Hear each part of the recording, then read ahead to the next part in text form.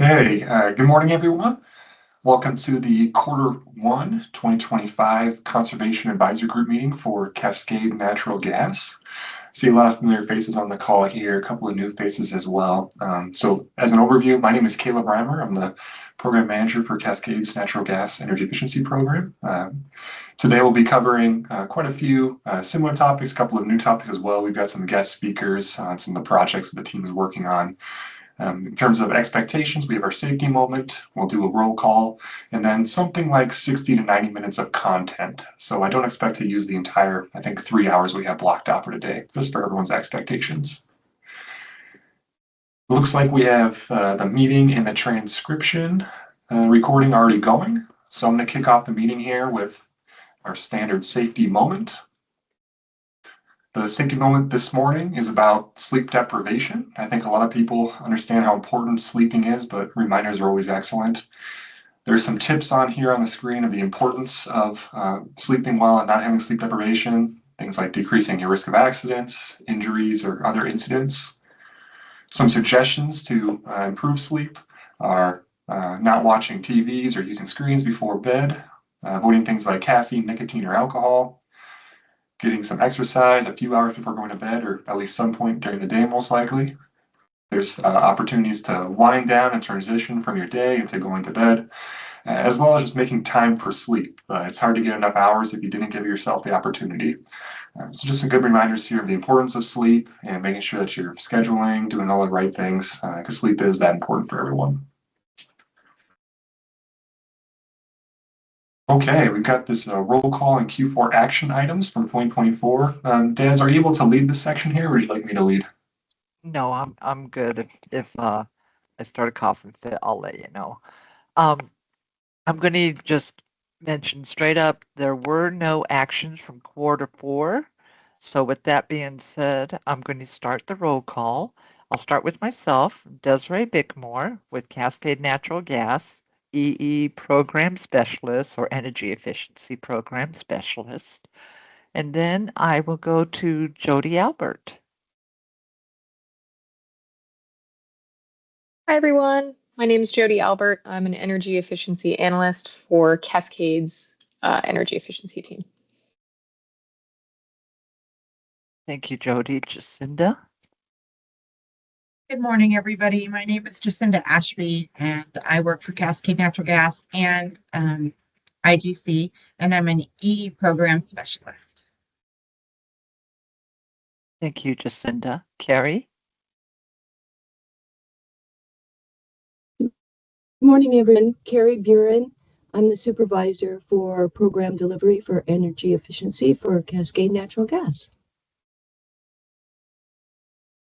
Thank you, Carrie. Brian Farnsworth. Good morning. My name is Brian Farnsworth. I'm the program manager with TRC Companies on behalf of Cascade Natural Gas. Thank you, Brian. Byron Harmon.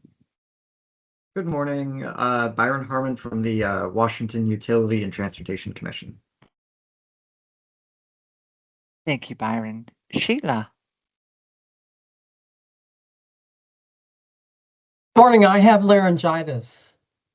My name is Sheila McElhinney. I'm the senior analyst for the Cascade Natural Gas Energy Efficiency Program. Thank you. Thank you, Sheila. Hope that starts getting better for you. Melissa Kosla. I think I said that name right.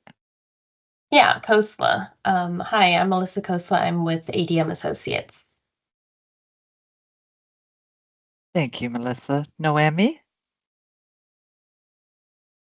Good morning, everyone. Noemi Ortiz, Energy Efficiency Programs Manager with Cascade. Thank you, Noemi. Michael. Hey, good morning, everyone. Mike Parvinen with Cascade's regulatory team. Thank you, Michael. Peter.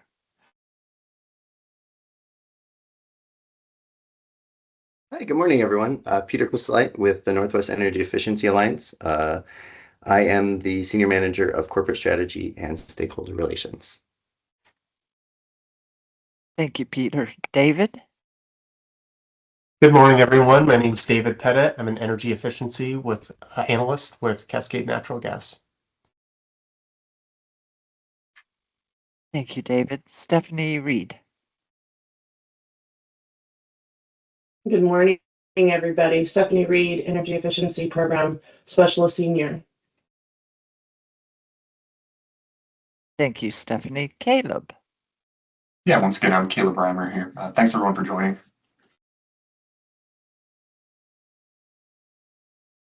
Thank you, Caleb. Robert Oliver.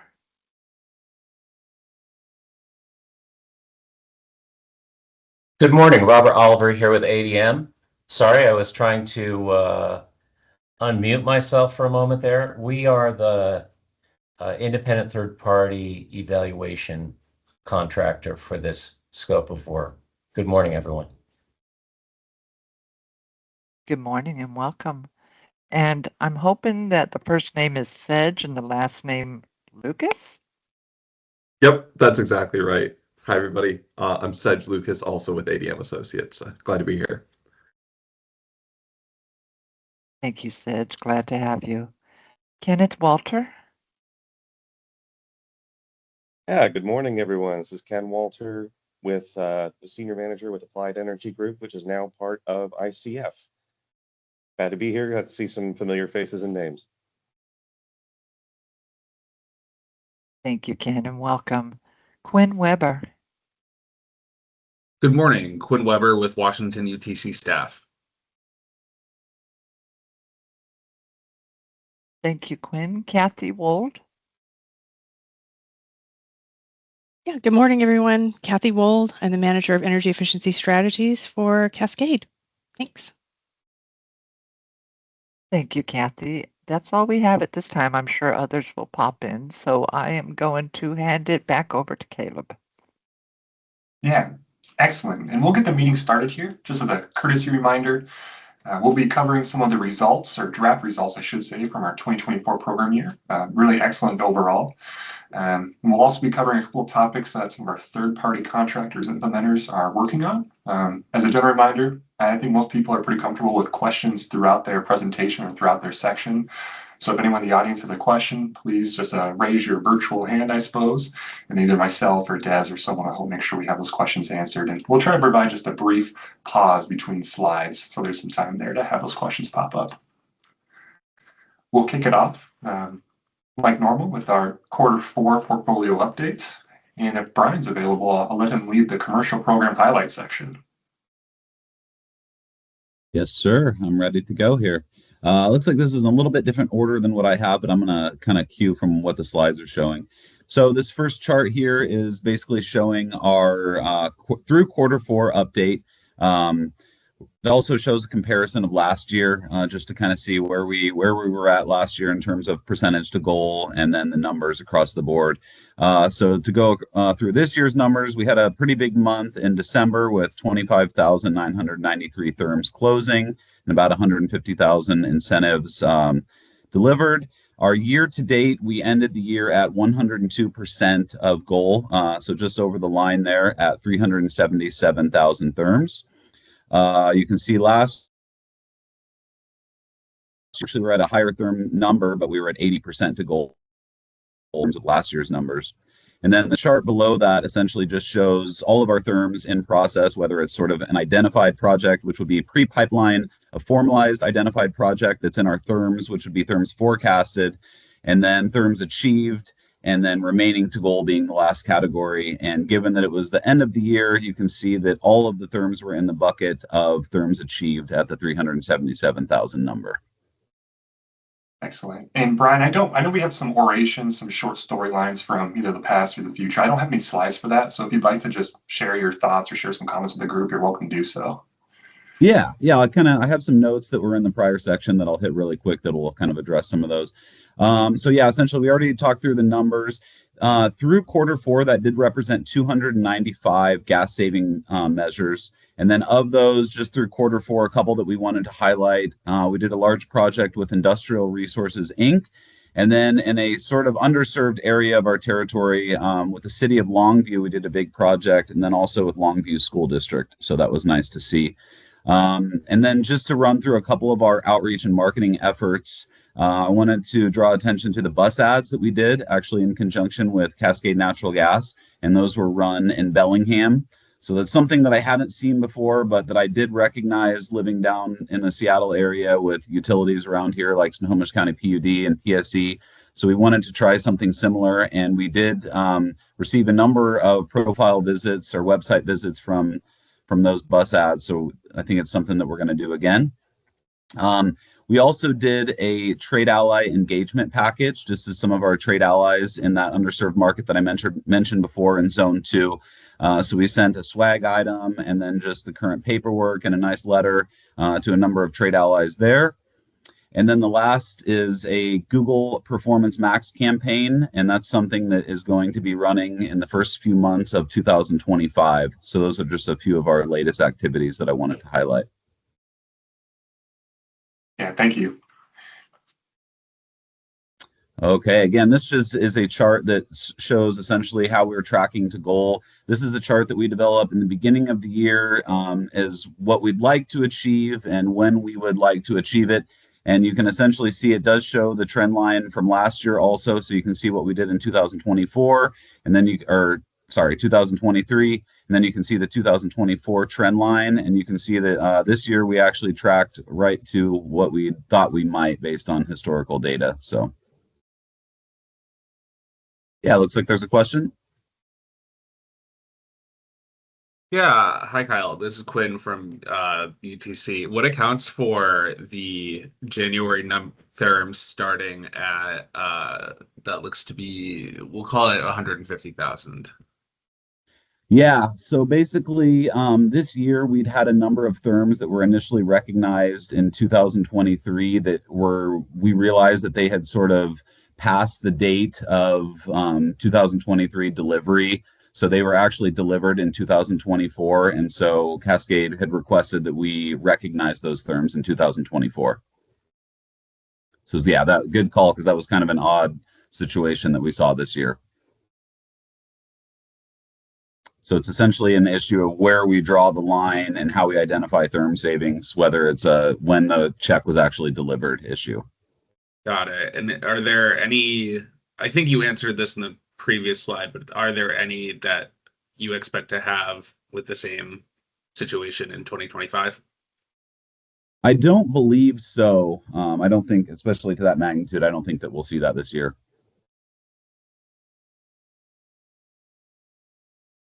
Thank you. Absolutely. Great. Here's All our right. last slide, I think, Brian. All right, great. Thanks, Caleb. Yeah, this chart essentially just shows our most common measures. And I think this was similar to last year, but yeah, boilers, custom heat recovery, and insulation were by far our most popular measures among commercial and industrial customers. So these measures accounted for the greatest share of therm savings. Excellent.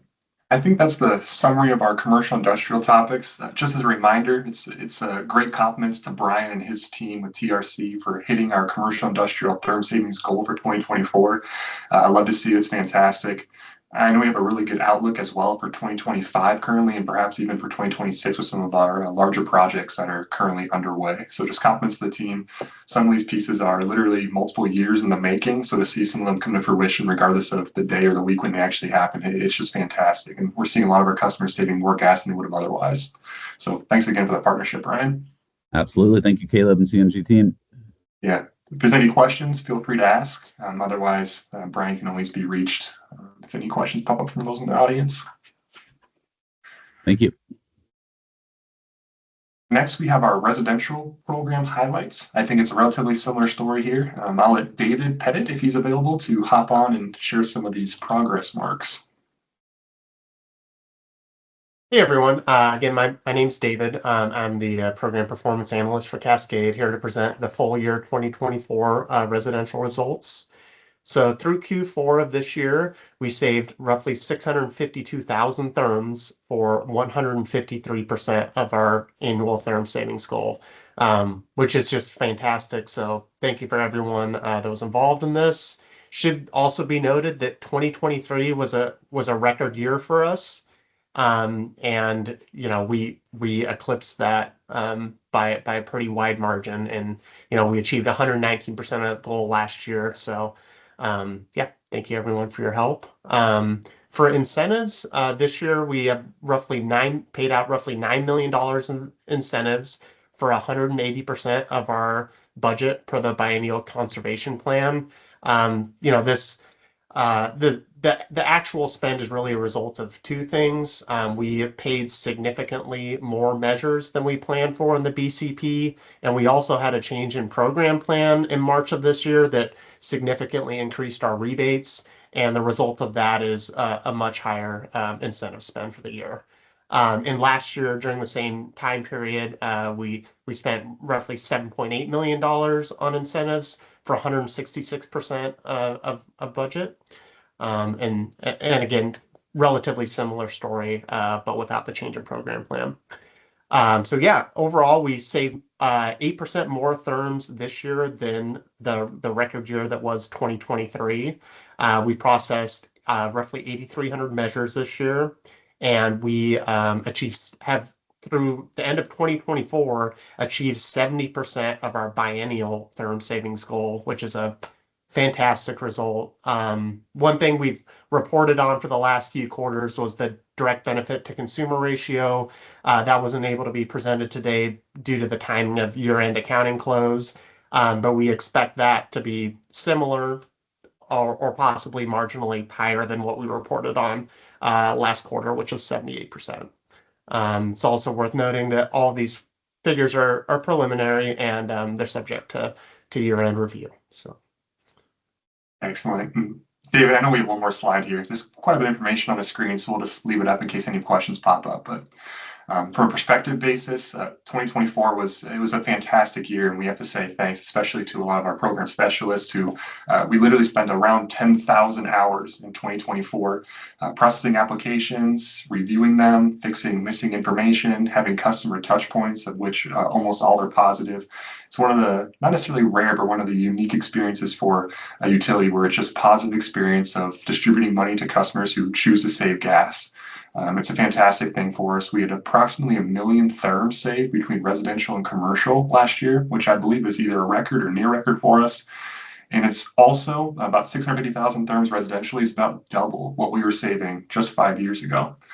So it really is just, I'm not sure if labor of love is the right way to say it, but there's a ton of effort that goes into it. It's not as simple as customers pushing a button and the money just pops up.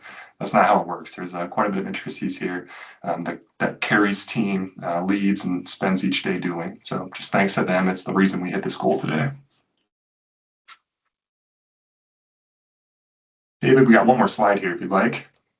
Yeah, this is just a visual representation of something that I just said, and that's that we've achieved 70% of our biennial goal in the first year of the biennium, which is massive. But needless to say, this is putting us in a great position moving into 2025 to either meet or possibly exceed the goal. So again, yeah, as Caleb mentioned, thank you everyone for your efforts, and yeah, we'll take any questions if anyone has any at this time.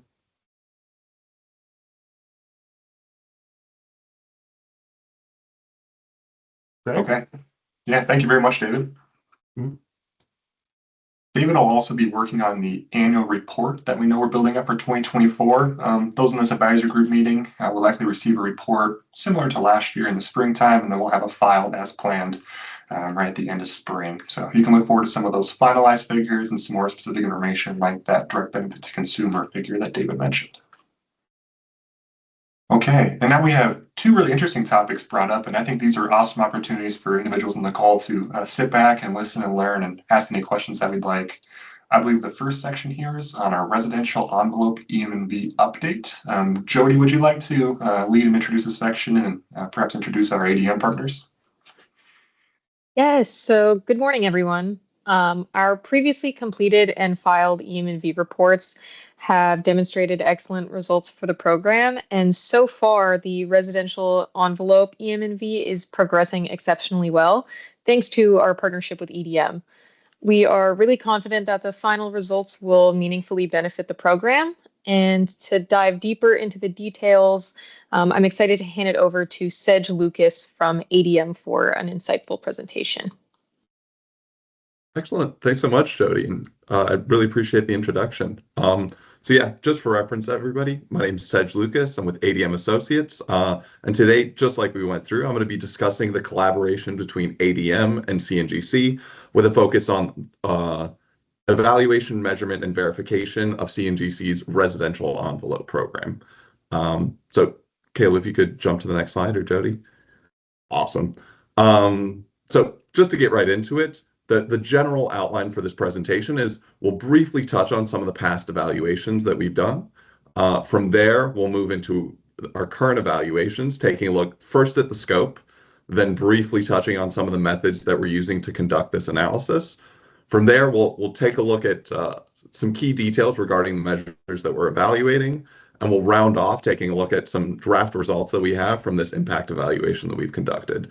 And the very final thing that we'll leave you with is a timeline of next activities, and we'll definitely leave a little time at the end for questions. But like Caleb mentioned, if you have any pressing questions right as we're taking a look at one slide, please feel free to jump in. So yeah, just to take a look at the past evaluations like I was talking about, broadly speaking, ADM and CNGC are collaborating and we're evaluating CNGC's energy efficiency programs from 2022 through 2025.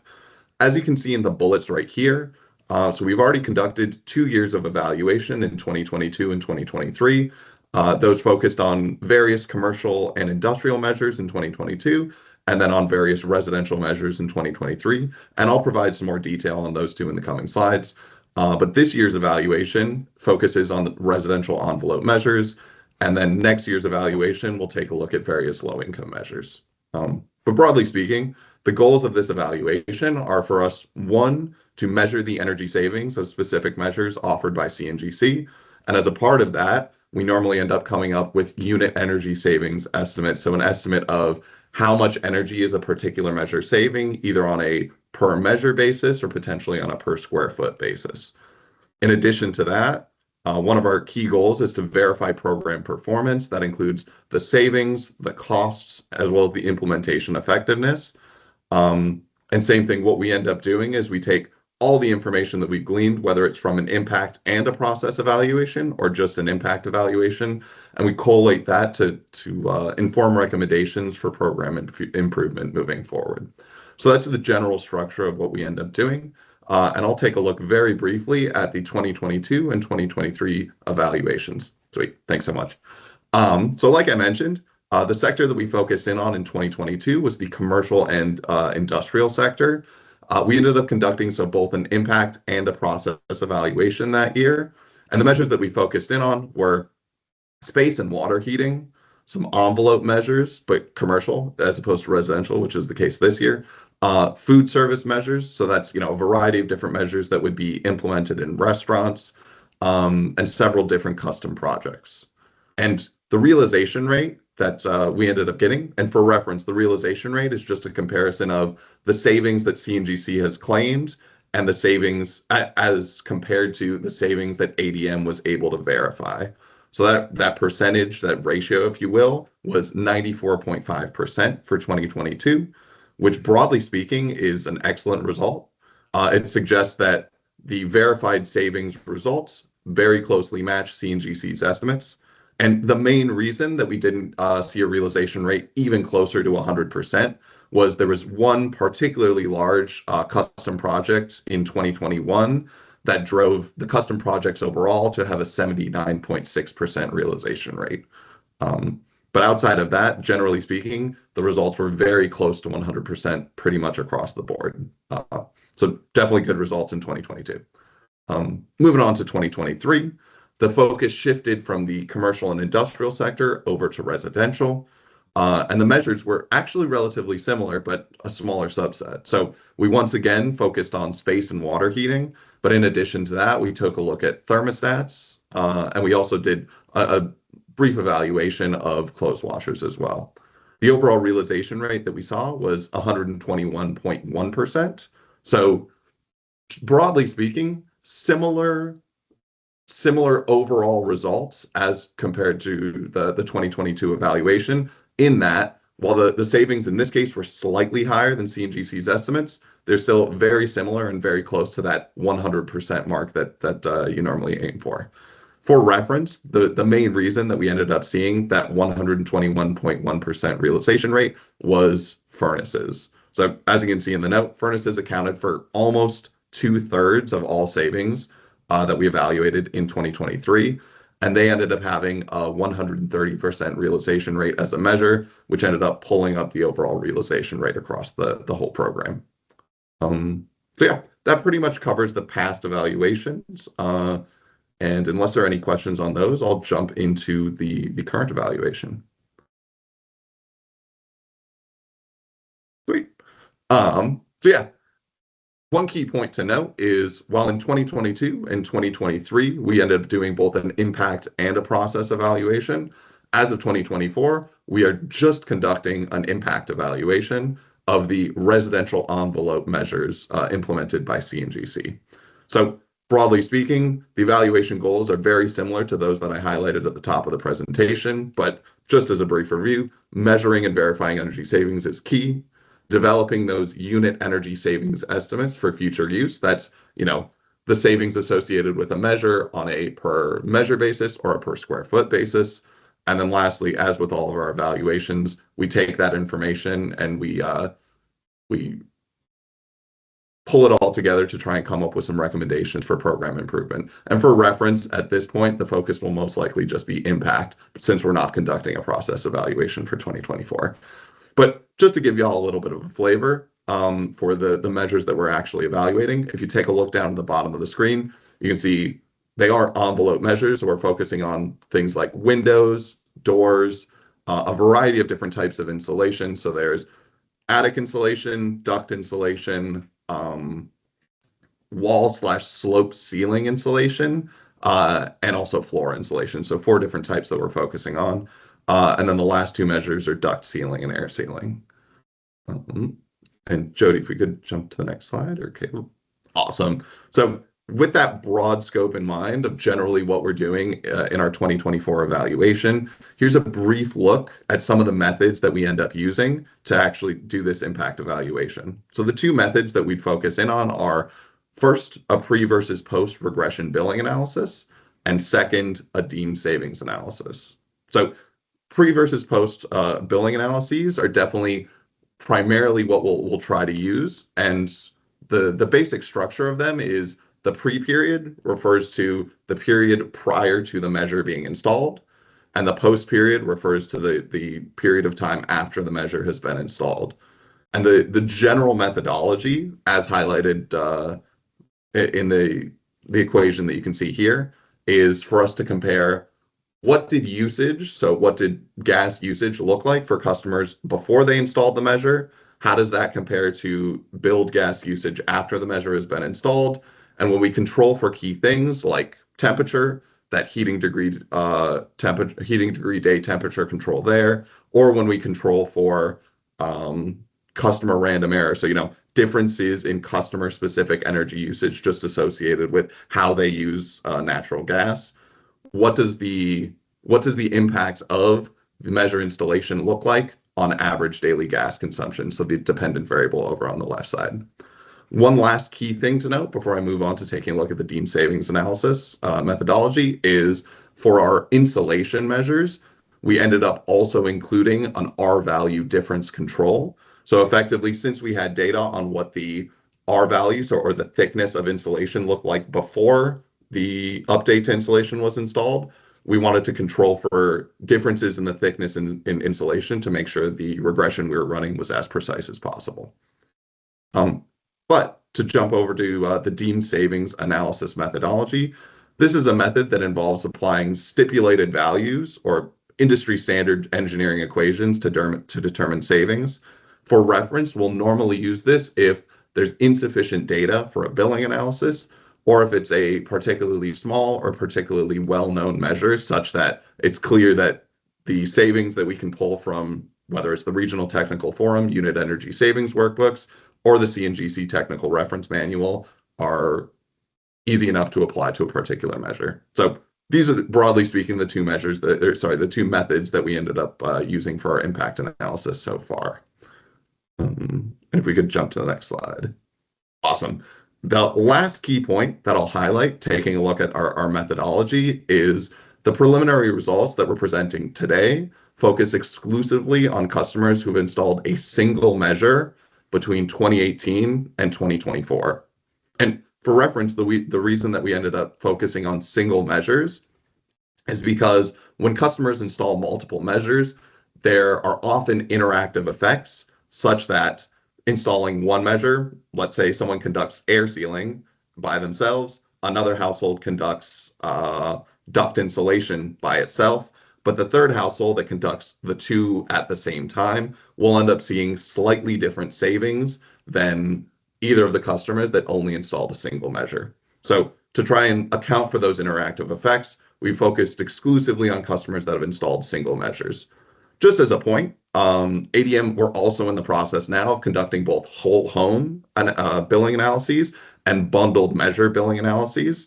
And we'll definitely share relevant results with CNGC based on these analyses in the future. But just to nail that point down, the focus for now is just on those single measures. And for reference, if you take a look at the table down at the bottom of this slide, you can see that subsetting our data to only include a single installed measure ends up substantially reducing the number of customers that we can include inside of our analysis.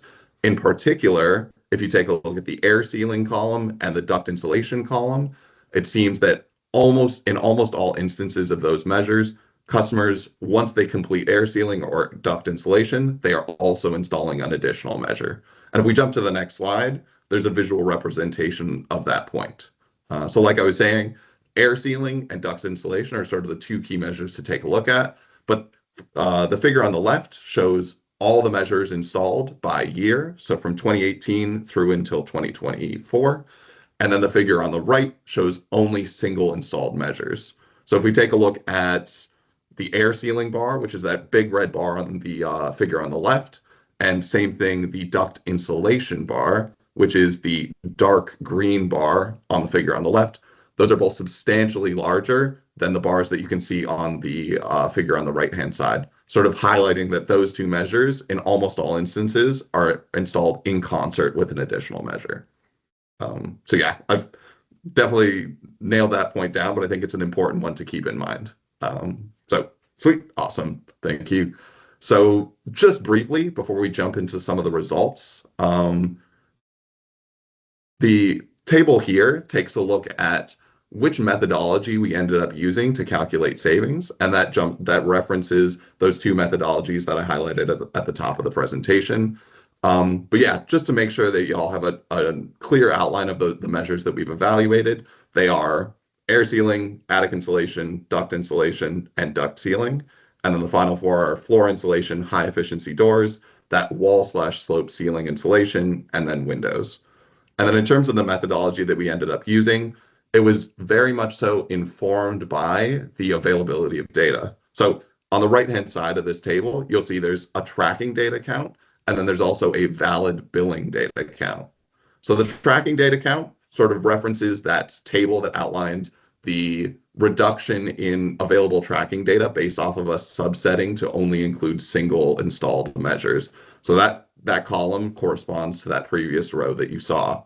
But then before conducting a billing analysis, there are additional levels of subsetting that we conduct and additional filtering that we conduct to make sure that we're only focusing in on valid customers for a billing analysis. For example, we'll want to make sure that each of the customers we include in our regression have at least 12 months of pre-period data and 12 months of post-period data. So 12 months before installation and 12 months after, such that we actually have a full picture of what their gas usage looks like in those two periods.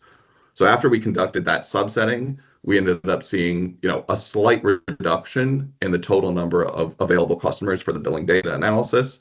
I'll point your attention to air sealing, duct insulation, and high efficiency doors. So air sealing and duct insulation, the tracking data counts were relatively low to start with, and then there was a slight reduction in those based off of the billing data subsetting that I was mentioning.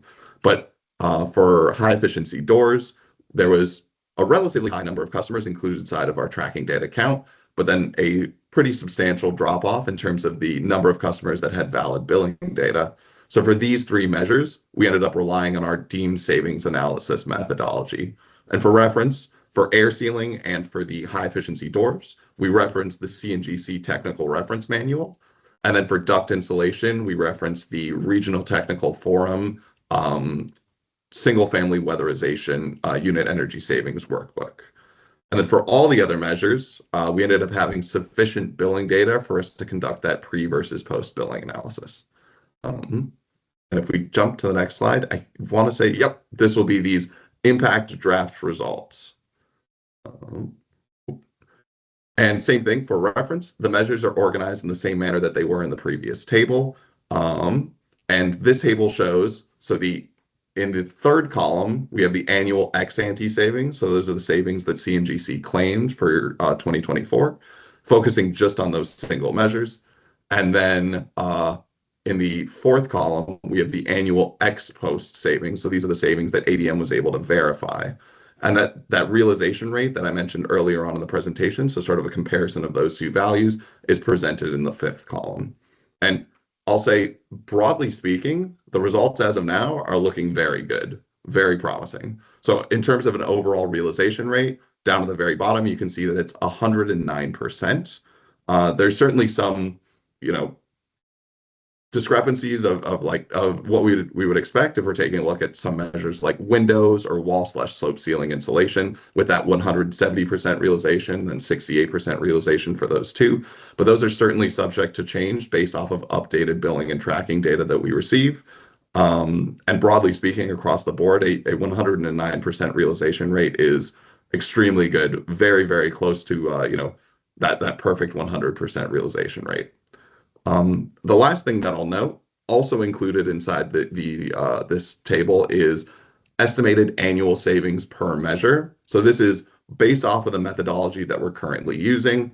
Were we to estimate the savings associated with installing one measure, that's what the savings in therms would look like on an annual basis. Same thing as with all of these results, they're certainly subject to change, but these are numbers that ADM plans to put together. And in addition to putting together these savings per measure, we also plan to put together savings per square foot, whether that's per household square foot or per measure square foot, such that CNGC can use these estimates moving forward for a precise estimation of household savings associated with particular measures.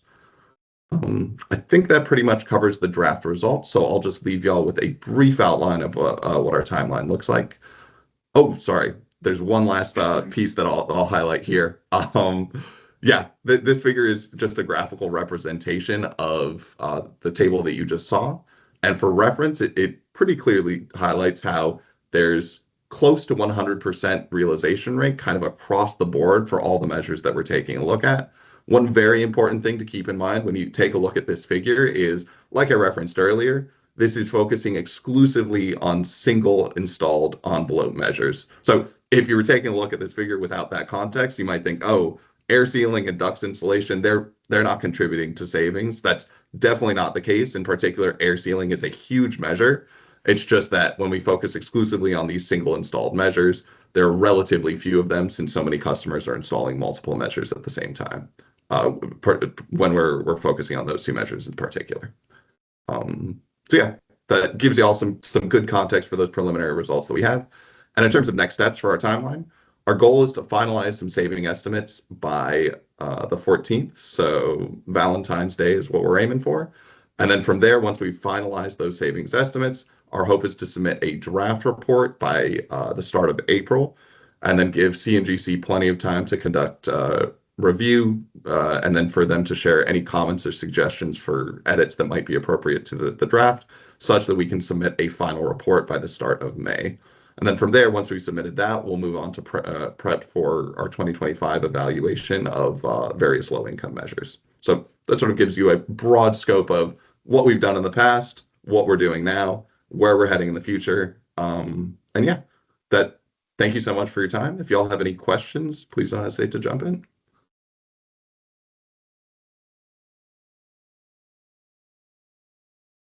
Excellent. Jody, is there anything else you'd like to add, or should we just thank Sedge and the ADM team right now?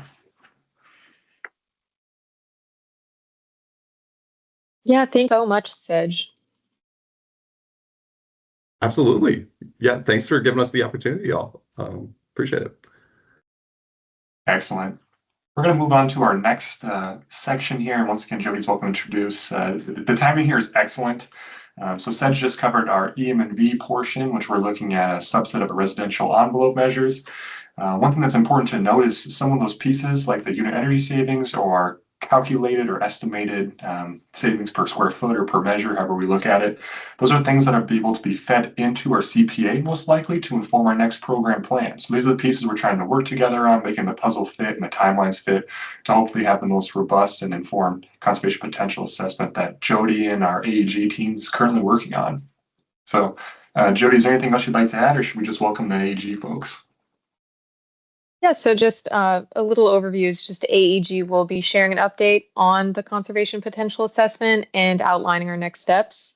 And like Caleb said, we're making really good progress and we anticipate really positive results in the near future. And without further ado, I'll hand it over to Ken Walter. All right, thank you very much.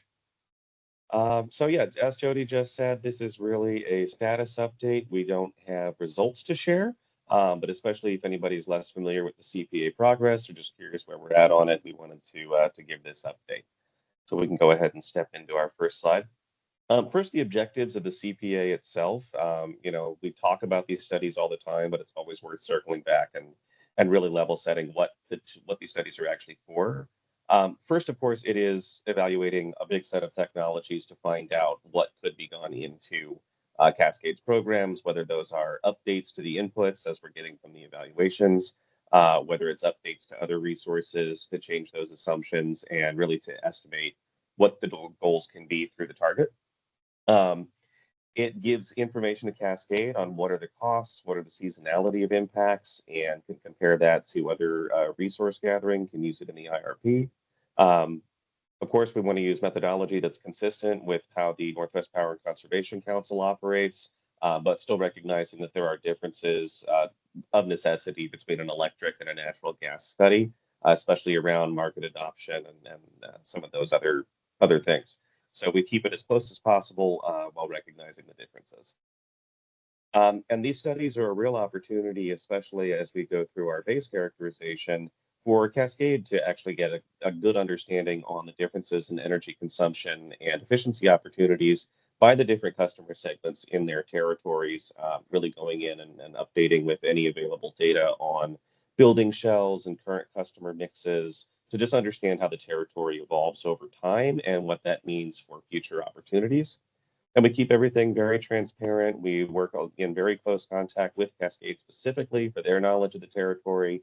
Everything gets published and documented so that there's a clear pathway from beginning to end, and all of the assumptions and the details and the insights that we're able to gather through this process can be made available and potentially used either by Cascade or other organizations that they see that they want to share it with or that the community is interested in. Right. So this one, just a quick overview of the process. We do a 4-step procedure for all of these. We start on the far left with a market characterization, and this is taking a base year of data, actual build information, in this case it's 2023, and breaking all of those loads down to the individual customer level and what that customer is using them for. So down to the different end uses and the different pieces of technology serving those end uses. As an example of that distinction, the end use would be space heating, and a customer might have a boiler or might have a furnace that can, either one of which could serve that end use. We use a lot of different information for this. The first key source is Cascade's actual billing data. We want to calibrate everything to the actual use per customer as granularly as we can. So for example, we're splitting on income groups using US Census data. We are splitting, single family from multifamily homes. On the business side, we separate by the different business types because an office does not use natural gas the same way that a restaurant does or a school. Where We branch out from there. We can get into secondary data sources using information like NIA's published surveys, the RBSA, the CBSA. We can reach out to DOE data sources to gap fill where we need to beyond that. So that would be the energy consumption surveys that they do. The REX data for residential side is actually available down to the state level, and we can further filter for gas users only in the state of Washington, which gives us a very good look there. On the commercial side, the CDEX data is regional. We kind of triangulate between the Pacific and mountain regions because we don't want too much influence from the lower Pacific coast on our Washington profiles. But again, that's more to gap fill as we've already exhausted our sources that are directly local to Cascade, because that's really what we want to do, is have the most directly applicable data. When we have characterized the market sufficiently and we have accounted for every therm and we know where it's going, then we are also identifying what resources we have to modify that energy. That could be replacement with more efficient equipment. That could be interventions like the envelope stuff that we were just discussing in the evaluation section. It could also be controls like thermostats, or if you get into the C&I space where you have operations controls and adjustments there. We try to draw a pretty wide net that includes emerging technology, everything up to, what's NIA got on the most recent gas-driven heat pumps and other things. But the main thing is that we want to make sure that we have data that is verifiable, documentable, that we have solid cost and savings estimates for each of these measures. Otherwise, they will be screened out at that phase and not considered quite ready to go into the potential study. Because ultimately, we want to be sure that these are measures that could potentially be acted on and that have reliable data. The third step is to create our baseline projection. This is not the same as Cascade's official forecast. This is something that we put together where we take that base year that we've done the granular analysis on and step it forward in time, keeping track of inputs that Cascade gives us, such as the IRP group's estimates for customer growth, but also incorporating things like the natural turnover of buildings as they decay or get renovated. There are estimates that we can use from the DOE on that. We want to keep track of federal and state standards and what's going on with different municipalities as far as how gas may be allowed to grow, what equipment standards will be there, what efficiency levels will be required as baseline and therefore not eligible for savings potential into the future. All of that gets incorporated at this phase, and we do compare it to Cascade's official load forecast and make sure that we can discuss any differences and that there's a clear narrative for why those might be there, especially usually those forward-looking standards, which is the advantage of an end-use stock accounting model like we use, where we can capture those explicitly instead of trying to rely on pure econometrics to drive things forward and capture places where we know the future will not necessarily look like the past. Once we have that baseline in place, that's when we can start actually doing our potential estimates there on the right in step 4. And this is taking all of those efficiency technologies and interventions that are possible and applying them to this stock turnover baseline, which gives us a nice measured pace of where these actual intervention opportunities are going to be. The most likely place that you're going to replace someone's furnace is when they have to, when it fails, and you can replace it on burnout and hopefully have that opportunity to push them to a higher efficiency model using an incentive structure. We calculate multiple levels of potential. Technical potential is the pie in the sky. It is everyone does the most efficient thing possible, regardless of cost. Below that, we have the achievable technical, which rather than 100% adoption rate, instead switches over to a council-style methodology and applies ramp rates, but is still not doing any cost screening. And then we get down to the economic achievable, where in addition to the market adoption rates, we are actually performing cost testing through the modified utility cost test that we use for Cascade and has been approved in the past, where we can incorporate non-energy benefits, even though we are using a utility cost test that's based on incentive pricing. Slide has a lot on it, so I can pause for a second just to see if there are any questions about overall methodology before we talk about a little more detail about some of these steps.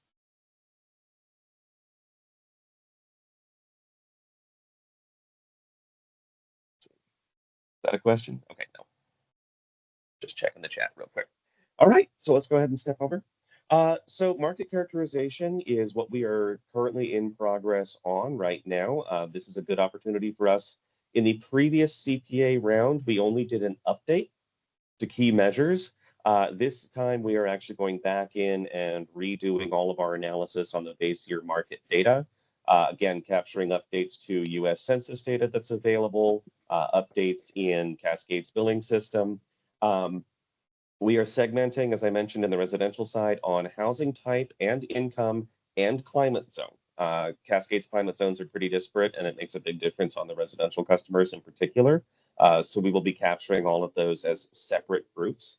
On the commercial side, they are a bit more homogeneous in terms of an office being an office and a restaurant being a restaurant in the various zones. So we do not do climate zone disaggregation there, but we do by the business or building type.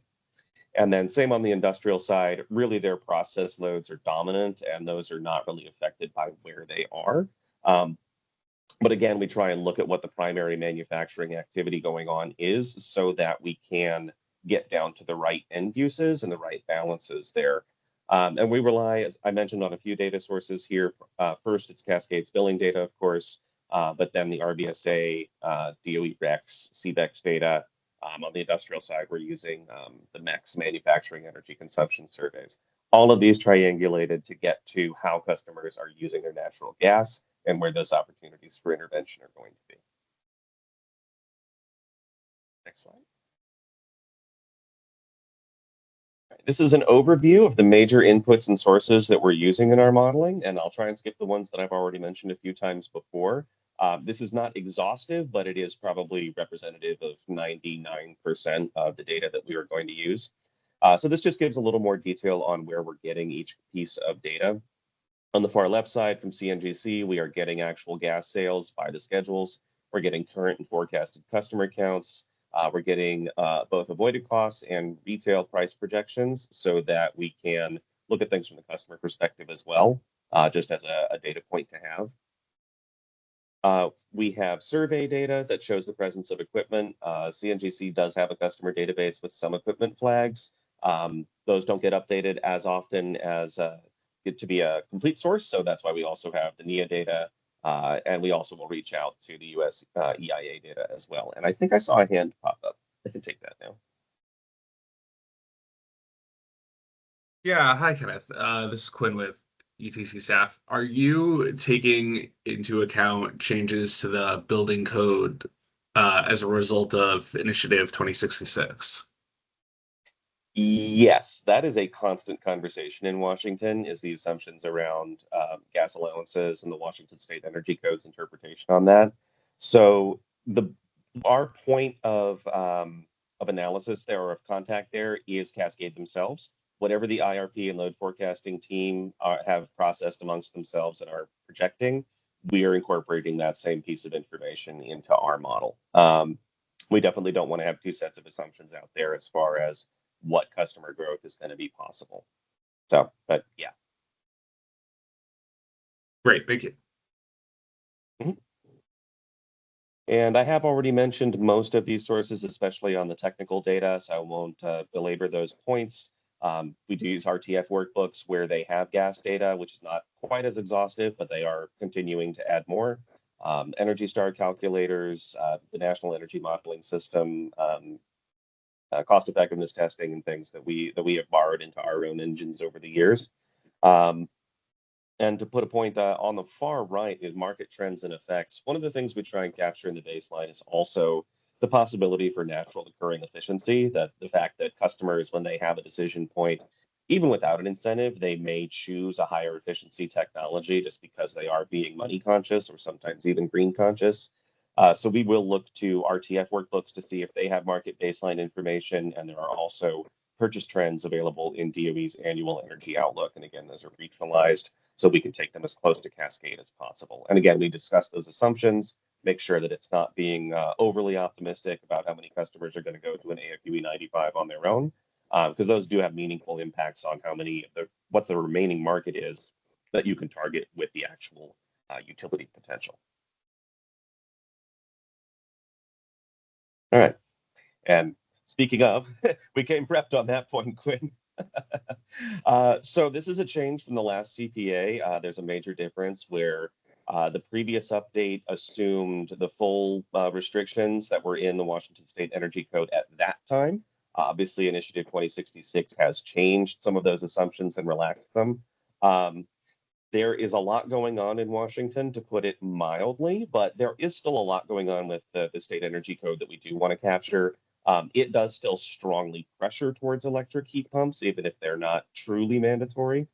The point system gives much more credit to the electric side, so we want to be sure that we're not overstating growth of gas.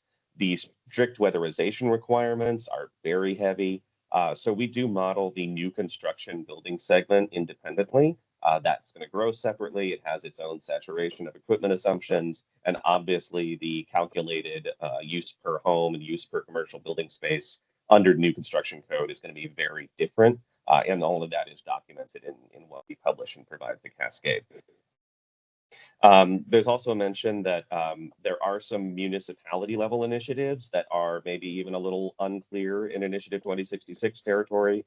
Bellingham, for example, has a very specific restriction on gas. We are relying on CNGC's guidance. They are the ones who are close to the ground, and we are just making sure that we have what they know about their territory incorporated in our model, so it is as accurate as possible. Compared to the last CPA with some of these changes, we do expect to see some increase, perhaps, since it has removed some of the restrictions that were in place in the previous modeling. Yeah, go ahead again, Quinn. Yeah, I'm curious at what point you will be finalizing this analysis, and if there's a future in which 2066 is stayed or struck down, will you just revert back to the previous analysis, or do you have some sort of contingency planned? We do have a slide on next steps and what our timeline is going to be on the study coming up in a little bit, but the short answer to that, in a future where that happened, there's a few places in the model that would touch, and we would be able to talk to Cascade about just rerunning this setup with the modified assumptions. So they would provide us probably a different customer forecast would be one of the bigger things. But once the model is assembled and built, things like that can be addressed in scenario analysis fairly nimbly. Great. Sorry, I keep preempting you. That's fine. We're Yeah, all no on the problem, same Quinn. page. I just have to turn the page. And it's actually a really important thing to think about, right? The IRP team, Integrated Resource Planning, they have a similar scenario where we don't live in a static world. Things are changing, be it a bill or customer preferences or COVID or whatever those things may be. So it's really important for us to not necessarily set a line in the sand, but this is our set date. Here's our assumptions for that set date, clearly outlined and written. And then when changes do happen, because they will happen, we understand how they'll impact the model, either estimated or doing actual scenario modeling to have some more quantitative results there. And Ken's team's done a fantastic job for at least the past handful of years I've been working with them to help us with those. Mm-hmm. And part of the CPA scope does include scenario and support at the conclusion of the main CPA process. So all of this is a known and expected, I would say, a part of the process. So current status and next steps, as I mentioned, we are working through the market characterization, working to finalize that. The baseline engines have been set up separately, and they're really just waiting for us to push the fully characterized base year data into them so that we will have those baseline forecasts. We'll be going through that alignment process with Cascade at that time. The draft potential will be rolling out per sector from February through April. And again, all of those will be touch points with Cascade, being able to talk through how things are looking relative to current programs, if there are growth opportunities that we're seeing, and then Cascade can also bring their knowledge as to whether they can agree with that or if there are challenges that need to be added into the model. We are expecting to have a draft report out by May 1st, and then final report pencils down on the 1st of June. So.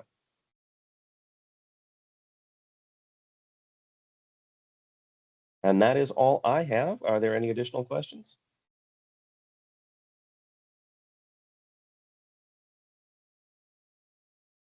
Okay. All right. Thank you very much, Ken. Sounds like we can move on here. And for all those in the group, of course, you're welcome to reach out to myself or anyone else in this call. We can have any conversations or questions with Ken and his team to figure out. The CPA, once again, is a pretty resource-intensive effort. We've already been working on it for a handful of months. It'll be going for a handful of more months. The whole point of it is to help us project how much savings potential we believe is out there, both for a 2-year, a 10-year, and all the way out to a 2050 time horizon. So we can help answer some questions and then officially inform our next program plan and roll them out in 2-year increments. It's a nice cycle that we're starting to get in a nice sequence with, thanks to Ken and ADM and some of our other program partners. So thanks again for joining us today, Ken. Happy to be here. Thank you.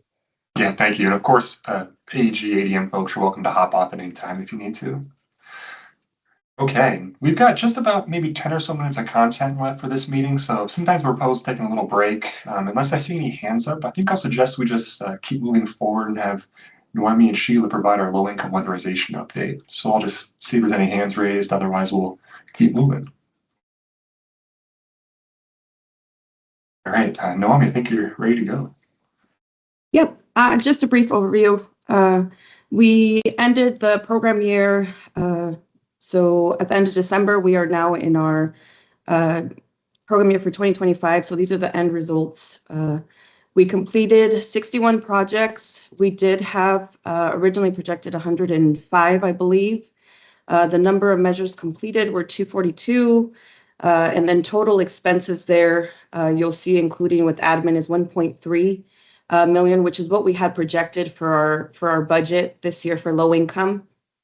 Therm saved 14,297, and the average cost was 21,398 per project. We did see an increase in measure per project, which was 4. From last year, we saw 2 measures per project, and also the average cost significantly went up this year. Last year, we saw 9,200 roughly per project, but we were only seeing 2 measures completed per project. So this year we had a lot more projects that had multiple measures needed, major measures needed, like wall, floor, attic, and air sealing. Again, though we spent a lot more funds per project this year in comparison to last year, and we had a reduction in projects this year in comparison to last year, which was 124 last year and 61 this year. We did have more projects that were larger, and we did have more therm savings. So the total average therm saving per project was a 234. Last year, we saw total average therm per project of 141. So we almost doubled there. And next slide, please, if there aren't any questions there, sorry. Here we saw the commitment for the agencies that we have listed for last year was they committed to 105 projects. As noted, we only completed 61. They were larger projects. The estimated need was about 2.3. We spent half of that, less of, and it was that we noted on the cost per unit when we averaged out, it did look like it was going to run around the 22,219. So we did come a little bit under that. And I believe those are the only updates we had for low income. If there aren't any questions, we didn't have any commerce updates this month, and commerce wasn't able to attend. So if there is any follow-up there or any update that needs to come through, I'll make sure and send it over to Des to distribute to the CAG. That's all I have. Yeah, excellent. Give it just a second here for any questions pop up. Those listening are probably familiar. The low-income weatherization program is something Cascade is continuing to invest more and more in. We've got, of course, Noemi leading the charge, managing the department. I believe we're also expanding the department, hopefully adding another individual to put more resources towards this. Of course, it's very important. Reporting on this information is going to be separate in the future as well, compared to our residential program as well as our commercial industrial program. So we've got 3 different segments here we're all focusing on. I just thank Noemi and Sheila and hopefully our next individual to keep growing this segment. Thanks, Caleb. Yeah, absolutely. Okay, we've got just a couple of briefer sections here. This one I decided to put in here for a home energy report pilot update. We've been providing an update on this, I believe, quarterly for the last year and a half or so now. those are likely familiar with some of the summaries on the screen here.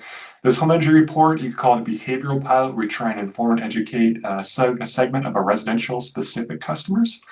We did about 9,000 residential customers, which is in the neighborhood of 5% of all of our customers. So it's quite a large and pretty robust sample set here. This pilot's been going on for at least 2 years now at this point. It's something that Carrie Buren on the call was part of the origination of it. She's been helping to assist and move forward and really drive this project throughout. So we're seeing some great results coming to the conclusion here. I mentioned on the last call when Brilliant, who was previously EnergyX, presented some of these draft results that we're working on finalizing the numbers, finalizing the last data, which was provided and analyzed, and then also building out a report to summarize the findings and also make some presentations or suggestions for us in the future. And the great news is that report is very close to being finalized here. I actually anticipate sending it out for review to this advisory group by the end of the week. And of course, the request, just like always, for those who have the availability to read through that report, provide any questions or comments that you'd like. And about 30 days or so later, or slightly thereafter, we'll likely file this report with one of our conservation UG documents, so that we have these officially on file, and then we'll build up a plan to incorporate this into the program in the future. It's really exciting, and there's some really promising results here, but this is not a pilot that Cascade specifically has incorporated, so we're looking for some assistance, some guidance, any sort of input from this advisory group that you'd like to share with us to educate. We're more than happy to take that, but we are also partnering with others in the industry as well as Brilliant to make some of these things happen. So the next step will be receiving, reviewing that report here shortly, and then likely in the Q2 update, we'll have some plans or suggestions on how we can incorporate this and start some of the therm savings in the future for our customers. If there's any questions, you're welcome to share them. And here's just another topic I thought I'd provide an update on, since we have in the past quarterly couple of meetings. It's an update on our software migration from what Resource Innovations was providing to an internally developed solution called ERA, or Enterprise Rebate Application. We also use the term EE rebates for the specific piece of it. What this is an in-house developed solution that has the transition date was for us at the beginning of the year, and it's gone relatively smoothly here. It's just like I mentioned maybe an hour or so ago, it's not just as simple as pushing a button and things just happen. No, this is the same story of hundreds, probably thousands of hours of developing, scoping, building out specifics, updating logic in the software, as well as the logic of our processing and our applications. So there's a lot of steps here that are gone into it, and I can't say enough kudos to the team who have actually been on the ground making these things happen. Some of the pieces that are outstanding that are quite close are onboarding some of our program partners, like our trade allies and point of sale partners, as well as I'm sure just general customer education and utilizing the new software. The convenient part is it is built into our Cascade Natural Gas website, and customers just use their login for Cascade Natural Gas. So there's quite a bit of streamlining going on here that I think customers are really going to enjoy. I decided to pop in a couple of screenshots of what this could look like. And of course, if you're a Cascade Natural Gas customer, I can't encourage you enough to go ahead and install a new high efficient thermostat or furnace, where it may be, and try out the rebate process yourself. It's as simple as finding the energy efficiency program segment on the website, clicking apply now, and then the screen on the right pops up where you can start your rebate form. Some of the things automatically populate from our customer database, some of the things customers enter, and then the process moves along pretty fluidly after that point.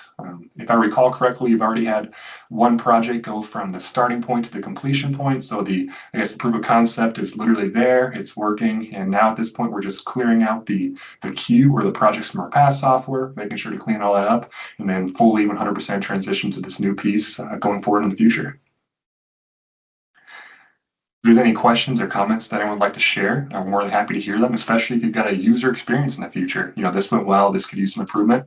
We'd love to hear it. Sometimes it's easy for us to develop something and apply something, but we don't have the same perspective or knowledge base as a less informed or less involved consumer would.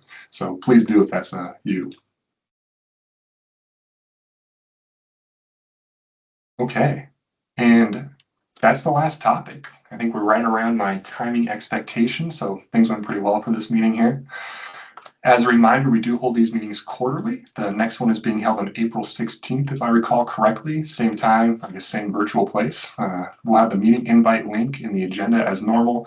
And You're also welcome to send any questions my way or to Des Bickmore's way. If you've got anyone that is in your group or association or that you know in the industry that should join these meetings in the future to help make them more informative, more robust, have some great conversations, we are more than thankful and happy to have them. So feel free to pass along the invite or let us know who we should share it with, and we'll have them here. These meetings, thanks to Des again, are typically recorded and uploaded onto our website a couple of weeks later. So you can always go and find these recordings from this meeting or past meetings if you'd like to review or share them with your colleagues. With that, that's the end of the slideshow. So I'll leave 10, 15 seconds of dead air here if anyone would like to talk about something. Otherwise, we'll drop off and just wish everyone the best for the rest of the day.